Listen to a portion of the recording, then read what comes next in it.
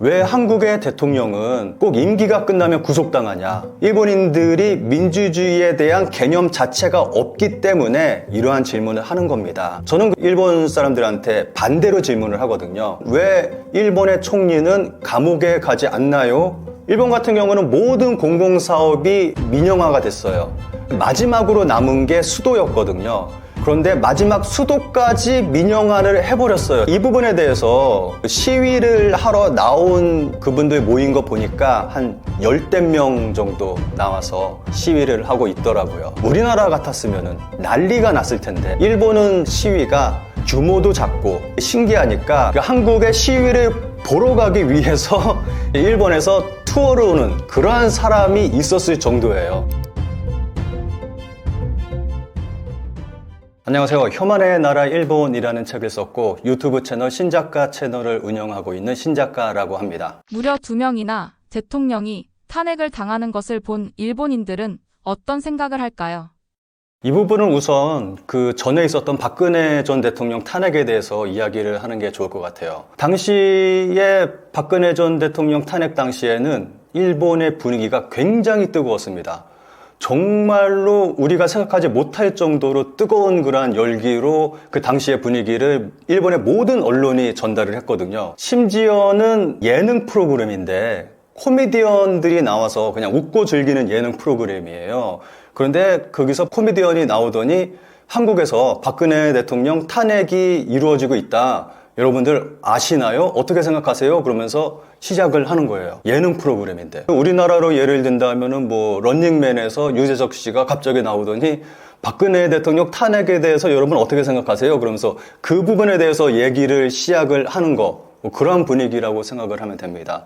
그 정도로 일본의 모든 언론, 모든 프로그램이 한국의 대통령 탄핵에 대해서 이야기할 정도였거든요. 그만큼 굉장히 뜨거웠습니다. 제가 당시에 일본에서 박근혜 전 대통령의 탄핵 가결부터 시작해서 판결 나는 것까지 일본에서 일본 미디어를 통해서 지켜봤거든요. 그래서 그 모든 것들을 보면서 그 뜨거운 열기를 일본에서 벌어지는 온몸으로 제가 체험을 했습니다. 그리고 당시에 그 일본 지인들을 만나게 되면 아무래도 자연스럽게 제가 또 한국인이고 하다 보니까 대통령의 탄핵에 대해서 이야기가 주로 이어졌거든요. 그런데 제가 만난 분들이 대부분 아줌마들이에요. 좀 연세가 있으신. 그런데 그분들이 정치에는 하나도 관심이 없는 그러한 아줌마들인데 박근혜 대통령 탄핵에 대해서는 정말 자세히 알고 있었거든요. 그 당시에 굉장히 많은 인물들이 등장을 했습니다.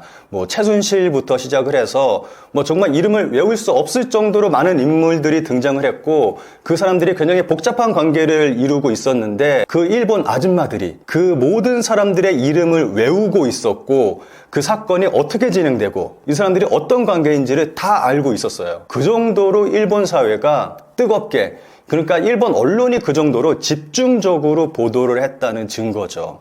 일본의 분위기가 그 정도였습니다. 그런데 이번 윤 대통령의 탄핵에 대해서는 저는 제가 예상했을 때는 박근혜 전 대통령 때하고 좀 비슷한 분위기로 뜨겁게 일본도 이번에도 보도할 거다 생각을 했는데 지금은 그렇지는 않더라고요. 그 예전과 같은 그러한 뜨거운 분위기는 아닙니다. 제가 신문 기사를 좀 준비를 했는데 보시면은 윤 대통령 체포, 윤 대통령 구속 이렇게 신문 1면에 보도가 되기는 합니다.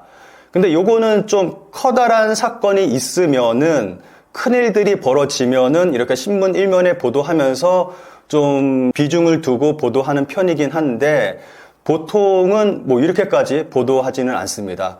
박근혜 전 대통령 때하고 비교해 보면은 지금은 굉장히 좀 조용한 그러한 분위기입니다. 아무래도 한 번쯤 겪어봐서 그런 것 같기도 하고 예전에 이제 박근혜 대통령 때 이제 탄핵에 대해서 뜨겁게 보도한 경험이 있기 때문에 그런 것 같기도 하고 또 이번에는 또 좀 성격이 달라요.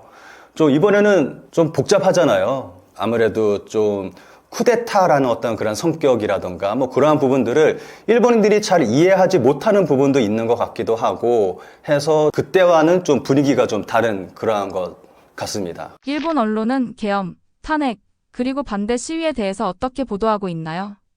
이것도 박근혜 전 대통령 때하고 좀 비교를 해보면 좋은데, 박근혜 전 대통령 탄핵 당시에 정말 많은 한국의 시민들이 거리로 나왔잖아요. 정말 많은 사람들이 나와서 정말 평화적으로 촛불을 들고 탄핵 시위를 벌였습니다. 전 세계 언론이 그 사실을 보도를 했잖아요. 굉장히 긍정적으로 보도를 했습니다. 한국은 이렇게 민주적으로 평화 시위를 한다라고 해서 촛불 시위가 전 세계적으로 굉장히 화제가 됐습니다. 그런데 일본 언론은 이것과는 좀 다르게 보도를 했습니다. 한국에서 벌어지는 그 촛불 시위, 굉장히 많은 사람들이 거리로 나온 것을 두고 일본의 언론 그리고 어느 아나운서는 이렇게 많은 사람들이 거리로 나오게 되면 또 다른 폭동으로 이어질 수 있다. 또 다른 범죄로 이어질 수 있다. 뭐 이런 식으로 이야기를 하고 보도를 했습니다. 그리고 한국의 빈약한 민주주의, 한국의 민주주의가 제대로 뿌리내리지 못해서 항상 이러한 일이 벌어지고 있다라고 보도를 했고 지금도 똑같이 그렇게 보도를 하고 있습니다. 그리고 또 다른 점이 있다면은 보통 이번 사건 같은 경우는 이번에도 다른 언론들은 한국의 민주주의에 대해서 이야기를 했거든요. 한국의 민주주의 시스템이 제대로 돌아가고 있다라는 식으로 보도를 했고 심지어는 미국 정부조차도 한국의 민주주의는 제대로 회복이 되고 있다라고 칭찬을 했어요. 그런데 일본 언론 같은 경우는 이번에도 똑같이 한국의 빈약한 민주주의 라고 이야기를 하면서 아무래도 좀 일본의 우익 언론들이겠죠. 이런 식으로 보도를 하는 경향이 굉장히 강합니다. 그리고 또 하나의 일본 언론의 특징이 있다면은 보통 다른 외신들은 탄핵을 이제 해야 된다라고 모인 그 주류 시민들을 이제 보통 비추면서 그 중심으로 보도를 하게 되는데 일본 같은 경우는 탄핵 반대쪽에 계시는 분들 그분들을 굉장히 비중 있게 보도를 합니다. 그분들 직접 찾아가서 인터뷰를 하고 하면서 굉장히 크게 비중 있게 보도를 하거든요. 그렇게 된다면 일본인들 입장에서 봤을 때는 이거 한국에서 벌어지는 이 일이 좀 안 좋은 일이 아닌가? 이 사람들이 잘못된 일을 하고 있는 거 아닌가? 라는 인상을 심어줄 수가 있거든요. 아무래도 좀 그러한 분위기로 일본 언론들은 보도를 하고 있습니다. 그래서 이러한 일들이 벌어지고 있다 보니까 제가 일본에 가면은 항상 듣는 질문이 있어요. 왜 한국의 대통령은 꼭 임기가 끝나면 구속당하냐? 그리고 또 왜 이렇게 탄핵을 당하냐? 질문을 항상 꼭 듣습니다. 근데 이거는 뭐 반대로 생각해야 되는 거잖아요. 한국이 진짜 민주주의이기 때문에 대통령을 구속시킬 수 있는 거잖아요. 그리고 한국이 진짜 민주주의 국가이기 때문에 살아있는 권력을 평화적으로 끌어내려서 법의 심판을 받게 하는 그러한 일을 할 수가 있는 거잖아요. 민주주의이기 때문에. 일본인들이 이러한 질문을 한다는 거는 일본인들이 민주주의에 대한 개념 자체가 없기 때문에 이러한 질문을 하는 겁니다. 저는 그래서 일본 사람들한테 반대로 질문을 하거든요. 그렇다면 왜 일본의 총리는 감옥에 가지 않나요? 라고 질문을 합니다. 요거는 대표적인 인물을 예를 든다면은 아베 신조 총리를 들 수가 있습니다. 뭐 가까운 예를 든다면은 도쿄올림픽부터 시작을 한다면은 올림픽 자체가 돈을 주고 산 올림픽이에요. 비리로 시작해서 비리로 끝난 게 도쿄올림픽입니다. 그런데 여기서 뭐 누구 하나 처벌받거나 문제가 발생하거나 한 게 아무것도 없습니다. 그리고 아베 총리 개인적으로도 봤을 때 학원 스캔들 굉장히 많이 일어났죠. 뭐 카케라든가 뭐 사쿠라 이러한 일들 벌어졌고 통일교 문제도 있었고 최근에는 자민당 정치자금 파티 관련 문제 크게 터졌죠. 그런데 여기서 누구 하나 책임지는 사람 있었나요? 뭐 그리고 국민들이 뭐 나서서 목소리 내는 사람 있었나요? 아무도 없었습니다. 책임지는 사람 아무도 없었고 목소리 내는 사람 아무도 없었고 언론에서 그냥 이런 일이 벌어졌습니다 라고 보도만 할 뿐이지 그러고 그냥 끝났습니다. 그냥 그렇게 조용히 흘러가는 게 일본 사회입니다. 그러니까 일본 사회는 제대로 된 민주주의가 아니기 때문에 이러한 일들이 벌어지고 있는 건데 일본인들은 이러한 것들이 당연하게 받아들여지는 거예요. 그러니까 한국 사회를 바라볼 때는 한국이 좀 이상하게 보이는 거죠. 아니 이런 일 좀 벌였다고 대통령을 탄핵해? 이런 일 좀 했다고 대통령을 구속시켜? 라면서 이상하게 생각하면서 왜 그러냐고 반대로 한국인에게 물어보게 되는 거죠. 서부지법 난동 사태에 대해서는 어떻게 보도하고 있을까요? 서부지법 폭동에 대해서는 일본에서도 뭐 그냥 사실 그대로 보도하고 있고, 그리고 뭐 일본 쪽에서도 아까 말씀드렸듯이 좀 한국의 민주주의 뭐 이러한 부분들을 들먹이면서 아무래도 좀 안 좋게 보도하는 그런 경향이 강하죠. 그리고 일본의 야후 재팬 같은 경우는 기사가 그쪽에 올라오는데 우리나라의 네이버 뉴스라고 생각하시면 좋을 것 같습니다. 일본 야후 재팬의 뉴스가 올라오는데 이 부분에 대해서 댓글이 달리는 걸 보면은 여기서 또 이제 일본 네티즌들은 한국은 민주주의 국가가 아니다. 그리고 한국의 뭐 민족성 이런 것까지 언급을 하면서 좀 안 좋은 댓글들이 많이 달리는 그러한 분위기입니다. 일본이 현재 우리나라의 시위 현장에 대해서 신기해하는 이유가 무엇인가요? 이번 시위 같은 경우는 20, 30대 젊은 층이 굉장히 많이 참여를 했잖아요.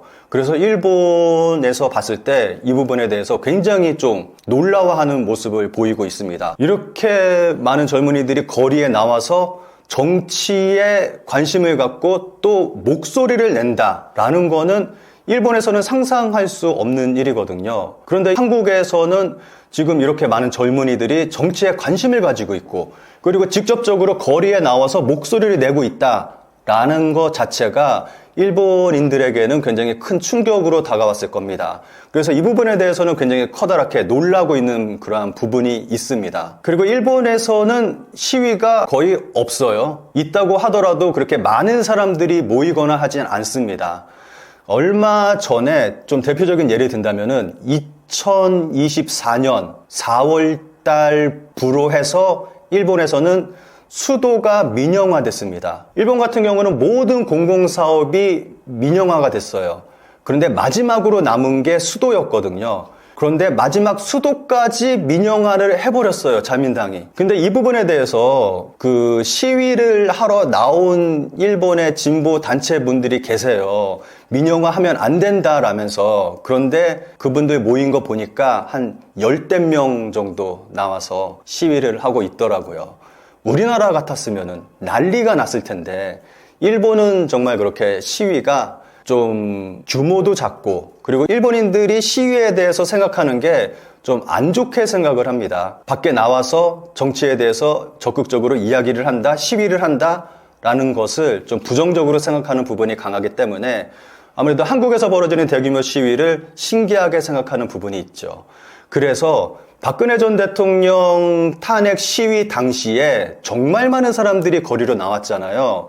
그래서 일본인들이 보기에는 이게 신기하니까 이 시위를 보기 위해서 이 시위를 위한 투어 상품이 있었을 정도입니다. 그러니까 한국의 시위를 보러 가기 위해서 이제 일본에서 투어를 오는 그러한 사람이 있었을 정도예요. 그만큼 일본에서는 정말 한국에서 벌어지는 일들이 신기하게 느껴지는 거죠. 그리고 제가 일본에 가면은 대체적으로 만나는 분들이 좀 진보 쪽에 계시는 분들 많이 만나거든요. 진보 정치인, 진보 쪽 교수님들, 그리고 진보 의사분인데 진보 쪽에 계셔가지고 굉장히 저렴하게 막 진료를 하고 여러 가지 활동하시는 그러한 분들도 계세요. 그러한 분도 만나고, 그리고 제가 자주 만나는 분들 중에서 좀 진보 쪽에서 그 목소리를 내고 있는 시민 활동하는 분들을 제가 많이 만나거든요.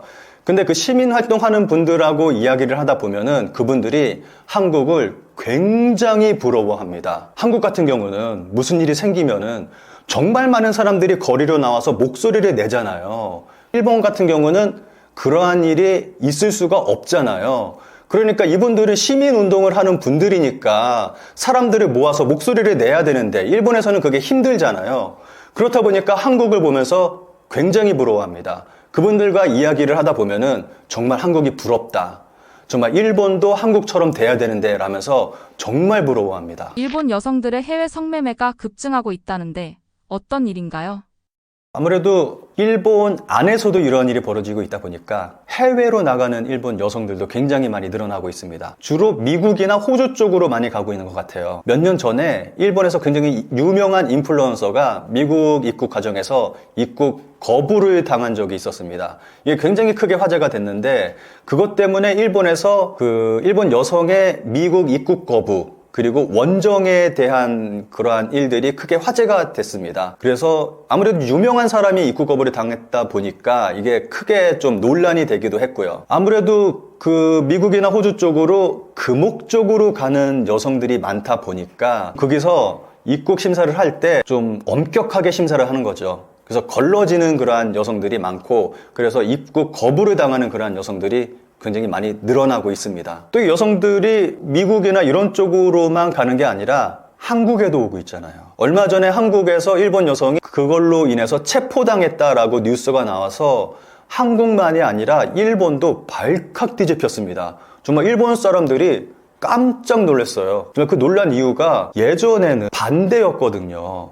많은 일본의 남성들이 한국으로 기생관광이라고 하죠. 기생관광을 많이 왔습니다. 제가 한국도 그렇고 일본도 그렇고 좀 나이가 있으신 분들하고 한일 관계에 대해서 이야기를 하다 보면은 항상 나오는 얘기가 기생관광에 대해서 말을 하더라고요. 그만큼 일본 남성들이 한국에 많이 왔다는 거죠. 당시 데이터를 보면은 한국에 들어오는 일본인 중에서 한 80% 정도가 남성이었다라는 기록이 있습니다.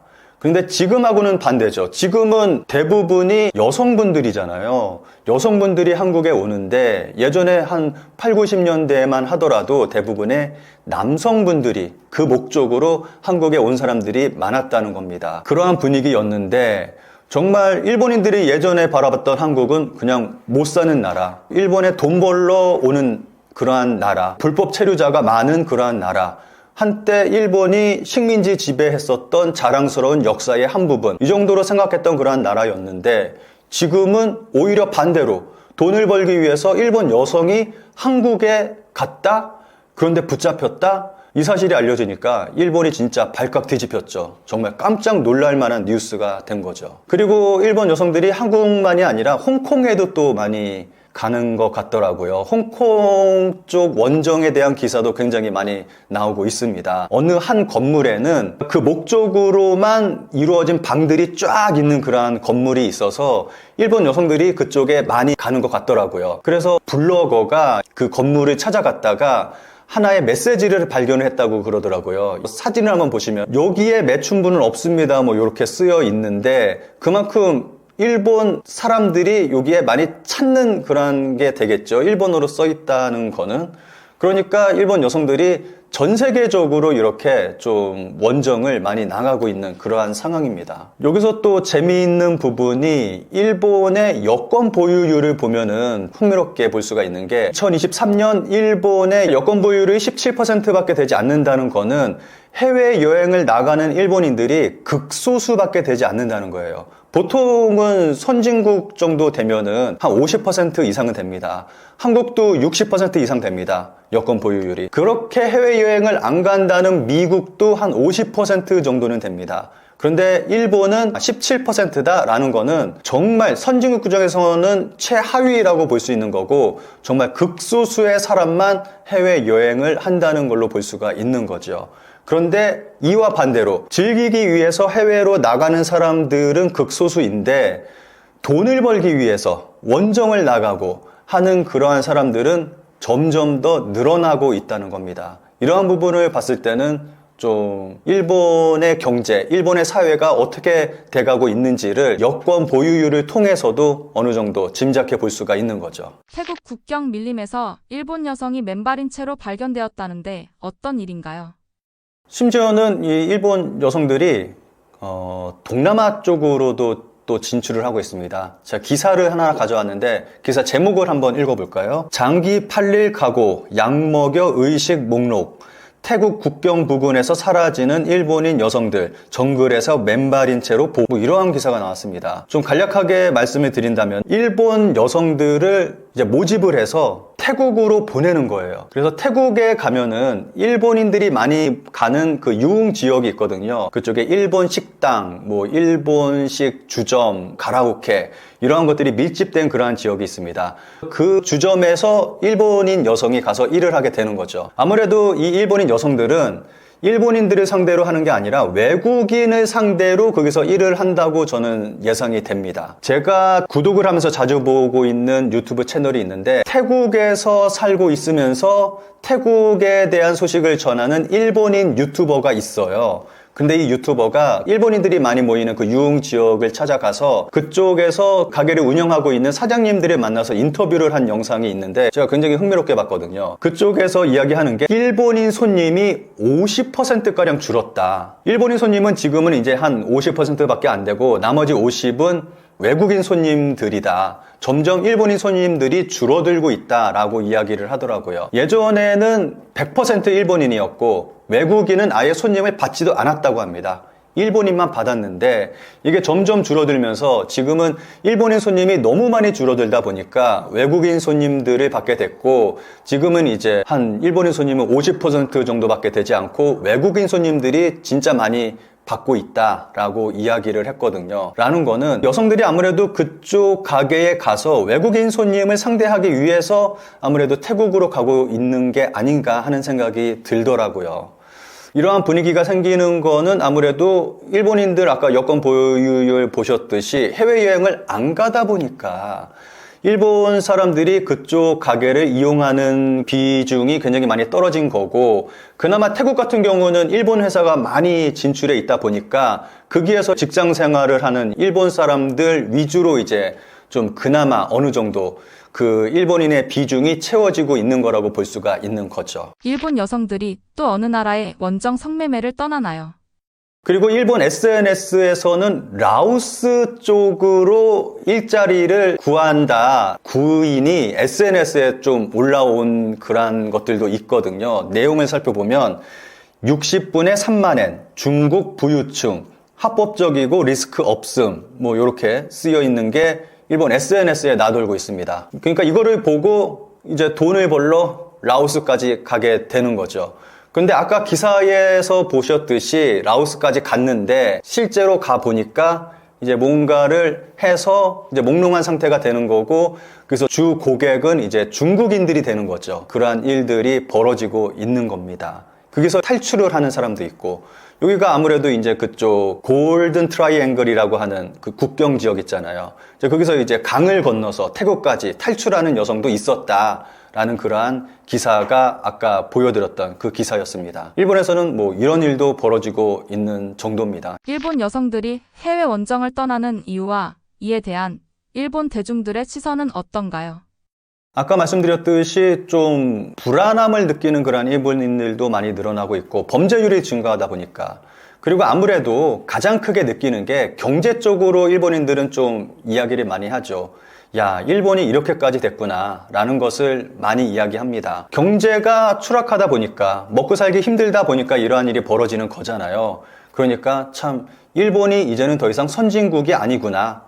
이제는 일본이 개발도상국이 됐구나. 동남아 수준으로 떨어졌구나 라고 그러한 이야기를 많이 합니다. 아무래도 좀 다른 부분보다는 경제적인 부분 쪽으로 이야기하는 부분이 굉장히 큽니다.